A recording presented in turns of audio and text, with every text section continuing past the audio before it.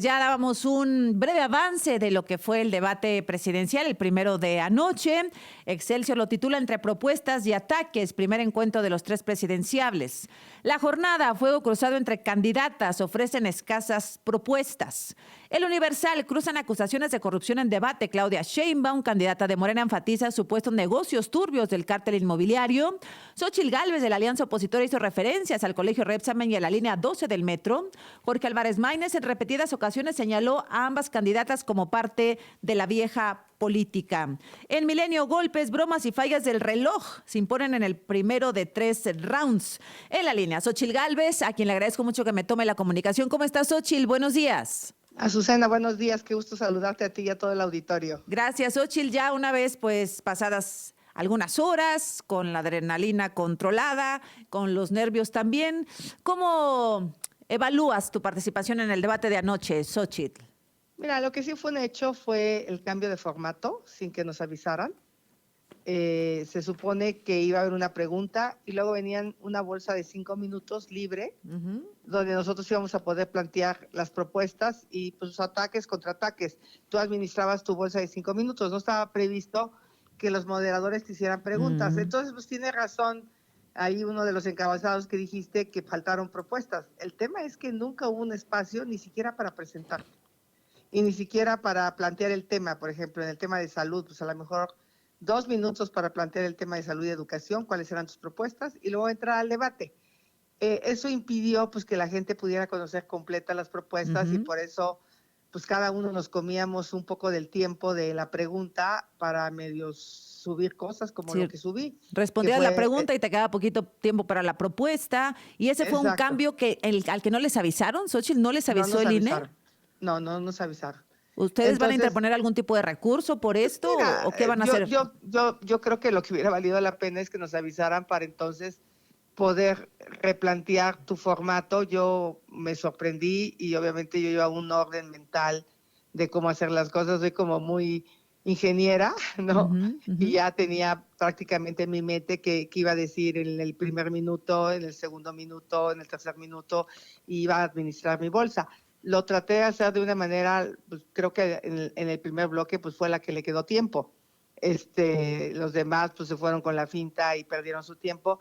Pero a mí lo importante es, en este país, una mujer que es responsable de alguna manera de 52 muertes, se presenta como candidata a la República sin rendir cuentas, lavándose las manos, evadiendo la realidad. No hay duda, con el documento que subí el día de ayer a mis redes, que en el 2016 Claudia le negó el programa de protección civil al colegio Repsamen por escrito y no clausuró el colegio. O sea, ese colegio se volvió a quedar otro año sin protección civil. En el 2017 meten otra vez el documento y la pregunta es, ¿por qué no lo clausuró? Si tenía riesgos de todo tipo, si no tenía programa de protección civil. Y dos, no hay duda que en el metro, la causa de la caída del metro fue el mantenimiento.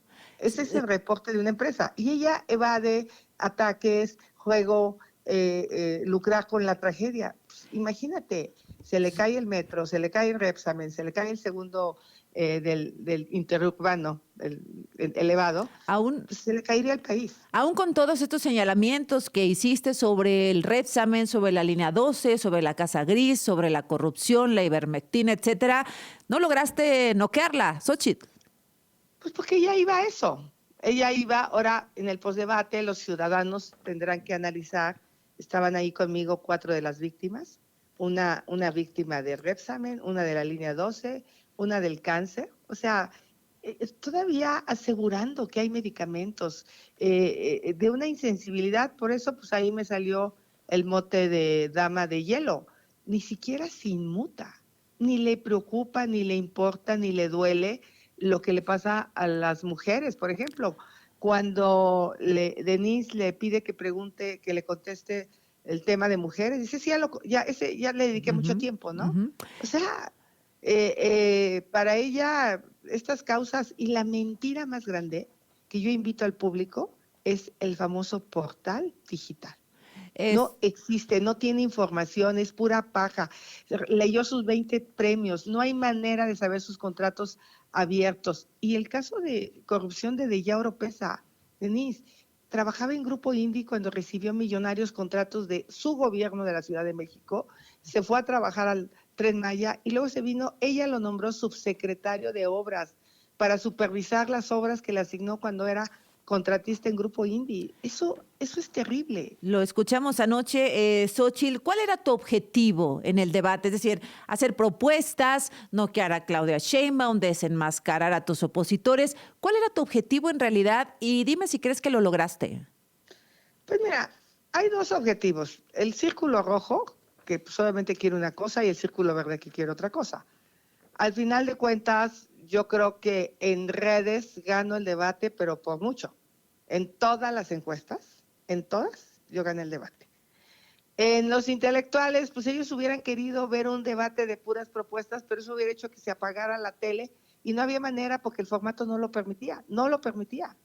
Ni siquiera, o sea, había preguntas un tanto, pues un poco ambiguas, algunas demasiado extensas, que en un minuto es muy difícil contestar. Entonces, sí siento que ese formato fue diseñado para beneficiar a Sheinbaum, porque a ella le convenía un debate acartonado.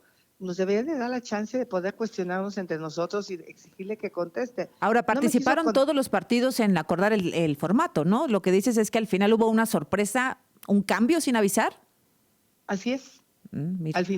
Al final esta bolsa de 5 minutos no se respetó. Para beneficiar a Sheinbaum, y Sheinbaum dice que te beneficiaban a ti con el reloj, porque qué desastre del reloj también y de la producción, muchas fallas. Pero mira, ahí está la Sheinbaum que conocemos. La culpa seguramente va a ser de Calderón, de lo del reloj, ¿no? O sea, siempre le echa la culpa a otro.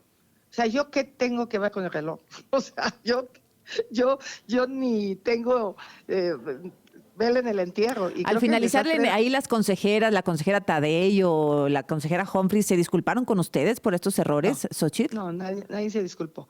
Y a mí también me cambiaban el reloj de una manera tremenda. Sí. O sea, fue a todos. Sí. No fue solo a ella, fue a todos. No mencionar al presidente Andrés Manuel López Obrador, que muchos apostaban que iba a ser el protagonista del debate, no mencionarlo prácticamente fue una estrategia tuya, ¿así lo decidiste? Mira, finalmente era un debate entre ella y yo. Yo sí esperaba tenerla y no era un debate con el presidente. Y pues ella se exculpó todo el tiempo y se escondió detrás del presidente. Por eso le tuve que decir que que no es AMLO, que ni tiene su liderazgo ni mucho menos su carisma.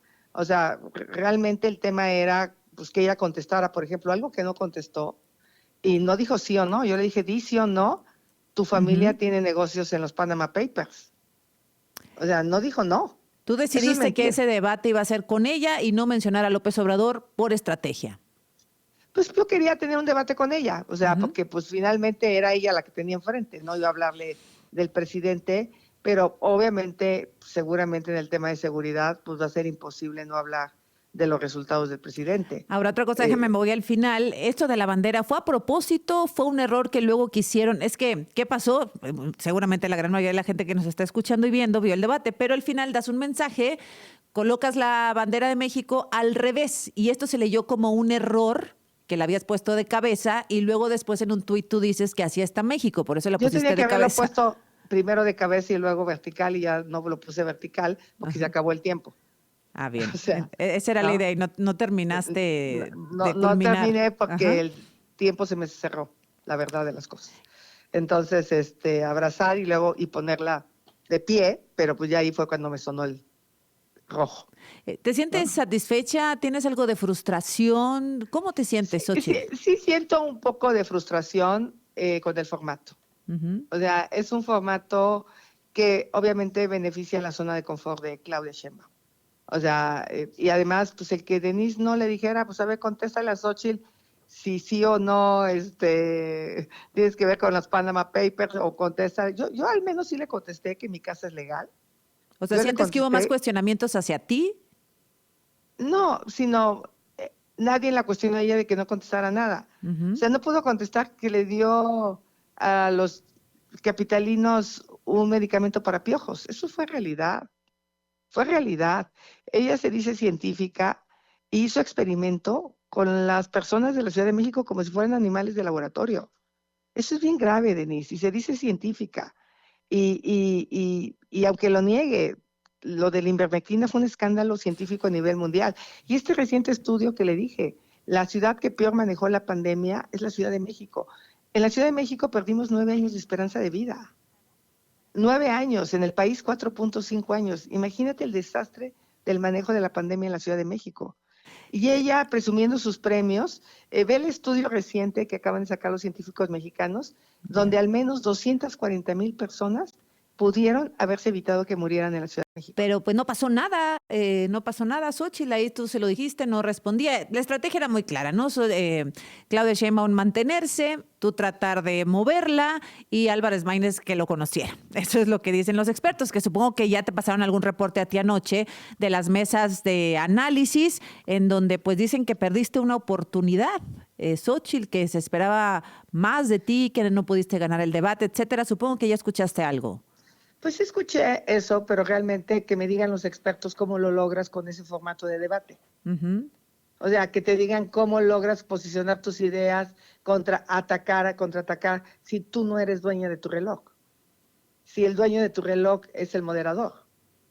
Pues así ha pasado en todos los debates. Hay un reloj, una cuenta regresiva. Mucho más libres. En el 2018 creo que fue un ejercicio más fluido, ¿no? Más fluido. Aquí era muy poco tiempo, muchos temas muy importantes. Sí se veía muy complicado entenderlo y seguir la narrativa, pero bueno, pues no se logró posicionar ninguna idea.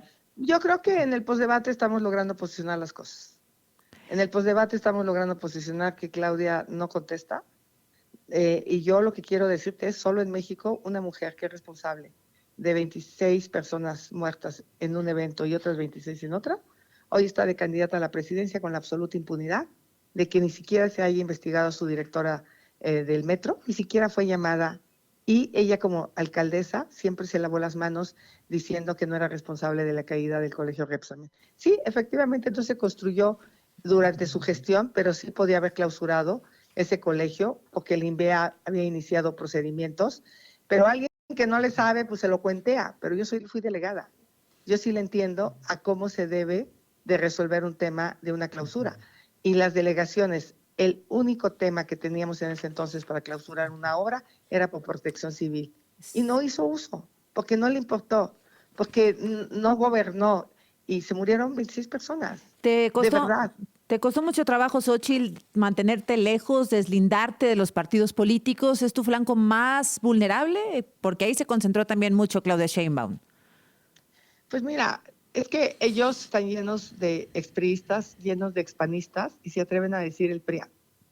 O sea, ellos son resultado de la suma del PRD, del PAN, del PRI. O sea, tienen personajes impresentables como Bartlett, Uh-huh. al que era de Segalmex, y escupen, ¿no? Entonces, cuando me tratan a mí de endosar, ¿yo qué culpa tengo que este gobierno no investigue los actos de corrupción? Si ¿no? tú le pudieras decir a Xóchitl Gálvez en el cuarto de guerra, ¿en qué falló y en qué tiene que mejorar como candidata en el próximo debate? ¿Qué le dirías? Que, pues a lo mejor no pelar a los moderadores y llevar yo mi debate, ¿no? Uh-huh. Y decir, bueno, pues si te hacen preguntas, no contestarlas y decir lo que tú quieres decir. A lo mejor esa debió haber sido mi estrategia, quizá, ¿no? Para poder ejecutar el debate, pero de todas maneras, pues no había un mecanismo para que se obligara a Claudia a contestar. Y además dijo una cantidad de mentiras, pero una cantidad de mentiras, o sea, habla de que tiene el mejor sistema de salud. O sea, qué cinismo de mentir. O sea, si algo le ha aprendido al presidente es a mentir. O sea, da datos que son absolutamente falsos como el de la aldea digital. Yo te invito a que hagas el ejercicio, métete ahorita y trata de ver los contratos por adjudicación directa, invitación de restringida. O sea, no encuentras absolutamente nada, pura paja. Bueno, pues Xóchitl, ojalá que se mejore el formato del siguiente debate. Entiendo que también ya lo amarraron, ya hay moderadora y moderador, pero supongo que a partir de esta experiencia tendrán que reunirse otra vez a reevaluar. No, y que nos digan si sí vamos a tener al menos, imagínate, no hubo ni siquiera la posibilidad de presentarte en el debate, ni siquiera. Sí, exacto. ¿No? Sí, exacto. O sea, ajá, soy fulana de tal, claro. esta es mi visión, ¿no? O sea, ¿cómo entras a un debate sin ni siquiera plantear lo que está en juego en el país, cuáles son tus puntos de vista y en cada tema pues cómo ves la salud, cómo ves la educación, qué está pasando con la corrupción. Yo no digo que nos dieran 20 minutos, 2 minutos. ¿Tú dirías que tu falta de contundencia, déjame ponerlo así, fue por el formato del debate, por las fallas en el formato? Totalmente. Bueno. O sea, había que contestar la pregunta en lugar de entrar a los temas que yo había preparado. Pues suerte. Dejé varios en la mesa. Suerte en el segundo debate, Xóchitl, y muchas gracias por esta conversación. Gracias, buenos días. Xóchitl Gálvez, candidata de la coalición Fuerza y Corazón por México. Ahora regresamos con más del debate presidencial.